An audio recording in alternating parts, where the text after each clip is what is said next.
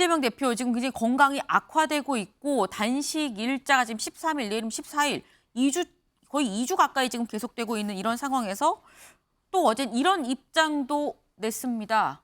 기사 볼까요? 이재명, 이종섭 국방장관 탄핵 추진.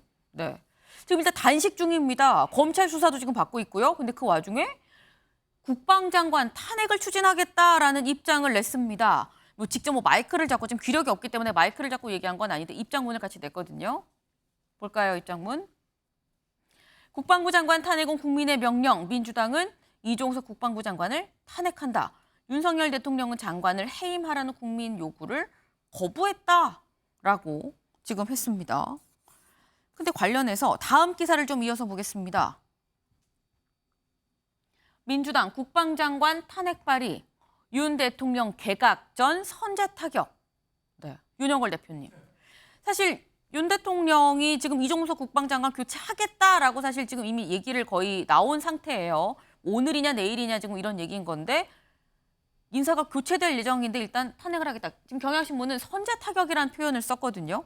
어떻게 보십니까? 저는 탄핵 소추를 추진한다는 자체를 좀 이해할 수가 없습니다. 지금 개각 명단에 후임자까지 다 나와 있잖아요. 예, 지금 국방부 장관 바꾸고 신원식 국회의원 후임자까지 물망에 올라서 하루 이틀 앞두고 있는데 네. 거기다가 탄핵 소추를 한다? 저는 그렇게 되면은 국방부 장관을 바꿀 수가 없어요. 지금 장관이 정지가 되면서 네. 계속 가는 거예요. 지난번에 행안부 장관이 그 탄핵 소추 넘어가면서 네. 167일간 업무 정지가 됐거든요. 저는 다른 장관이면 몰라도 국방부 장관은 나라 안보까지 책임지는데 그거를 탄핵 소추를 함부로 한다. 저는 있을 수 없다고 보고 지금 단식하면서 경색된 전국 국면이 상대방한테 타격 주는 건 뭐든지 다 한다. 이런 정치적인 정략적인 차원에서 이렇게 추진되는 거 아닌가 이런 생각이 드는데 다른 장관은 몰라도 네. 국방부 장관만은 나라 안보에 영향을 주기 때문에 저거는 굉장히 좀 위험한 생각이다 이렇게 봅니다. 지난번에도 그 행안부 장관도 167일간 업무 중지될 때 네. 집중호우 내려서 사람 많이 죽었는데 손 전혀 못 썼잖아요. 저는 행안부 장관도 저는 자격이 없다고 봐요. 예, 지금 우리나라 치안 문제라든지 네. 이태원 참사라든지 책임이 있어서 무능하고 여러 가지 하기 때문에 행안부 장관 저는 빨리 잘라야 된다고 보는데 탄핵 때문에 아직까지 지금 하고 있어요. 지금 국방부 장관이 문제 있으면 대통령이 바꿔서 빨리 좀 해야 될 거 아니에요. 근데 탄핵을 함으로써 오히려 또 못 바꾸게 그냥 계속 어떻게 보면은 방해를 하고 있는 거죠. 이거는 국정 방해입니다. 있을 수 없는 일을 지금 추진하고 있다고 야당의 횡포죠. 과유불급입니다, 저런 거. 네. 좀 바꾸겠다고 하는데 왜 못 바꾸게 하는 것이냐. 이거는 오히려 횡포다라고 말씀하셨는데 이상민 행안부 장관 때의 이 탄핵안을 말씀을 하셨습니다.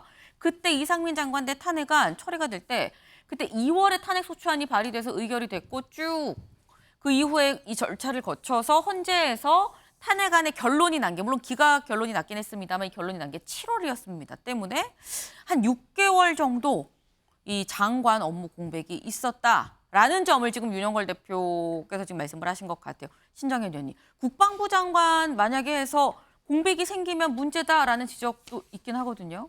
네, 말씀처럼. 일면 맞고요. 또 민주당이 어쨌든 탄핵의 카드를 자주 또 꺼내는 것도 어쨌든 국정 운영이라는 큰 틀 안에서는 분명히 또 비판받을 여지는 분명히 있습니다. 다만 왜 이 상황까지 와야 했는지에 대해서는 이 정부가 사실 성찰해봐야 될 문제예요. 우리가 돌아보면 이렇습니다. 이태원 참사 누구도 책임지지 않았어요. 잼버리 참사 누구도 책임지지 않고 넘어갔습니다. 오송 지하차도 참사 마찬가지였어요. 이제 최상병 사망 사건이 이제 터지고 나서 해당 장관과 관련된 대통령실의 인사들이 여기에 수사 외압을 했다라는 것이 이제 만천하에 대정부 질에서 드러나지 않았습니까? 그리고 나서 책임자를 또 회피하는 하나의 의도로서 새로운 장관을 또 입각시킨다라는 것처럼 보일 수 있는 겁니다. 이러한 상황까지 왔다면 이종석 국방장관이 부당한 수사 외압에 관여되었다, 해임해야 된다. 그리고 대통령은 이 상황에 사과해야 된다라고 말하는 것. 이것은 저는 야당 대표로서 이런 말 하지 않는다면 존재의 가치, 이유가 없다라고 생각해요. 책임지지 않는 정부, 그리고 그 책임에 대해서 입도 뻥끗하지 않는 대통령. 이것에 대해서 충분한 비판과 지적이 야당에서 나와야 되는 것은 너무 자연스러운 거라고 저는 생각합니다. 네, 지금 입장이 굉장히 나뉩니다. 야당의 횡포다.